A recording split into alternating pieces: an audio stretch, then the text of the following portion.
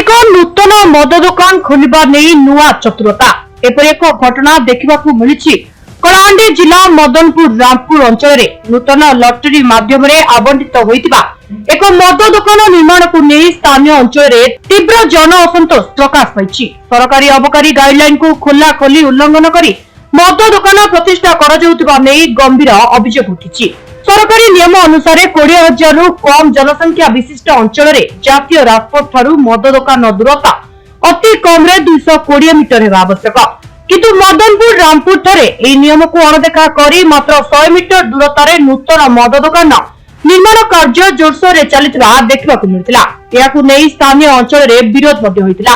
धार्मिक स्थान, शिक्षानुष्ठान और जनबसति निकटरे मद दुकान स्थापना उपरे कड़ा कटकड़ा थिबा सत्वे प्रशासन आखि आगे एभली बेआईन कार्य चलिथिबारु साधारण आक्रोश बढ़िबारे लागिछि।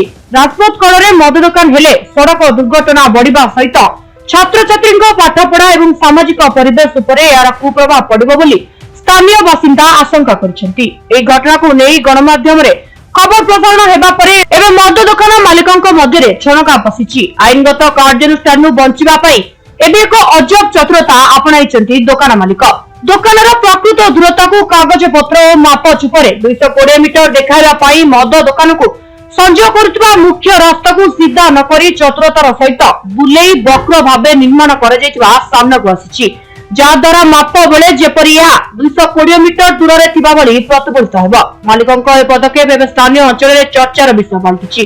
कलाहांडी अबकारी विभाग और स्थानीय राजस्व निरीक्षक आरआई किपरि एनएच रु 100 मीटर दूरतार निर्माण हेबो नूतन मद दुकान। एबे कोलाकोली भावे रास्ता बुलेई नियम को अवमानना करबा को चेष्टा करुवा मद मालिकंक विरोध रे अबकारी विभाग और जिला प्रशासन किभली कार्यानुष्ठान ग्रहण करुछि ताहा उपरे बे समस्त नजर रहिछि।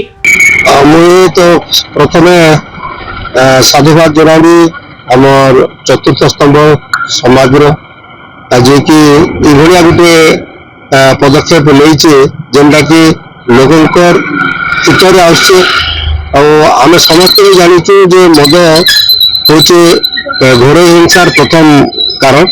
तेणु जने सामाजिक कर्मी हिसाब रे मुई तो सरकार को भी आपन माध्यम रे निवेदन रखबी जे अंचल रे मद दुकान ही नहीं रहबार कथा। कारण आमर ए मदनपुर रामपुर अंचल होचे गोटे आदिवासी अध्युषित अंचल जेने कि शतकड़ा 85% गरीब लोग बसवास करुछन। आ साधारणतः गरीब लोग ही मद के डेली पीउछन। आबे ये जो विदेशी मद दुकान हेबार द्वारा मोर जानबार रे अंचल जितकी युवक शिक्षित युवक से माने पथग्रस्त हो जाउछन। आ घरे बापा मां को विभिन्न प्रकार अत्याचार करुछन, तागन पैसा नहीं गिरी से मद दुकान जाउछन। जेहेतु सरकार को गाइडलाइन रे अच्छे एनएच रे 220 मीटर परे हेबार कथा।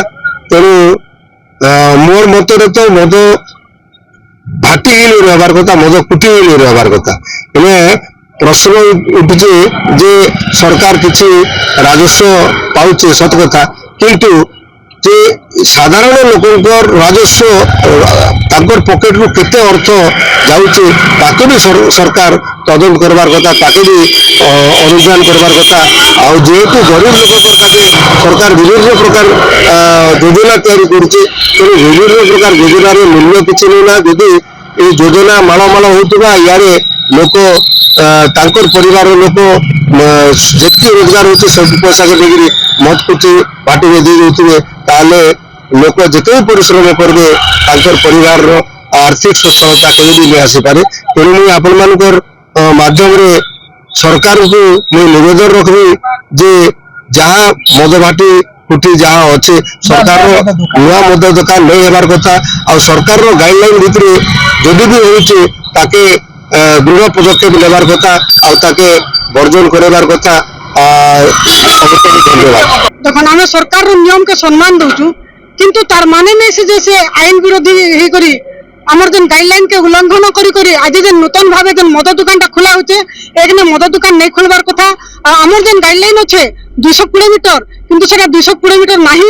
आरआई রাতে অধিয়া ভাবে তরবর ভাবে কাহার চাপনে পড়ি বসে রিপোর্ট ଦେଇଛନ୍ সেটা পুଣି ଥରେ তদন্ত হও ଆଉ যেন আজি যেন এটা যেন রাস্তা নে থাই করে মদ দোকানটা খোলা হচ্ছে বর্তমান আপন মান দেখি পারছন জেসিবি লাগিছে জেসিবি লাগি করি নিকে আগ্রো নিউজ প্রসারণ হেলা পরে আজি যেন রাস্তাটা ফের ଥରେ বুলাই বঙ্কাই করে করা হচ্ছে সেটা সরকার সেটি প্রতি কিছু দৃষ্টি দিয়ন ଆଉ এই জায়গা আমি মদ দোকানকে বিরোধ নি করবার কিন্তু স্থানান্তরিত হও ସେମାନେ ଯେନେ ବି କରନ୍ କିନ୍ତୁ এনএচ কে লাগি করে যেহেতু হচ্ছে ইনে প্রতিদিন স্কুল ছুয়া মানে যাউছন যাস করছন টিউশন যাউছন সন্ধ্যারে তো ସେମାନେ এই মদ দোকানটাকে স্থানান্তরিত করন আমি সেটাকে ইয়ে করছু যদি স্থানান্তরিত নেই হয় আগামী দিনে আমি জনসাধারণ সঙ্গে মিশি করি বিক্ষোভ প্রদর্শন করবো মদ দোকান সামনে বসবু ধারণা দেব বলি করেছি ইয়ে করছি নিষ্পত্তি নেইছু যেତେବେଳେ ଗୋଟେ ଗାଇଡଲାଇନ କହୁଛେ କି କୌଣସି ମଦ ଦୋକାନ ଏନଏଚ ସାଇଡ ରେ ଖୋଲି ପାରିବେନି ନୂତନ ଭାବେ କିନ୍ତୁ ଗୋଟେ ଖୋଲା ଖୋଲି ଚ୍ୟାଲେଞ୍ଜ କରାହଉଛି এটা আমার নিজ স্থানীয় লোক মানে আমাকে খোলাখোলি ভাবে চ্যালেঞ্জ করছন আর নিজে যেন কি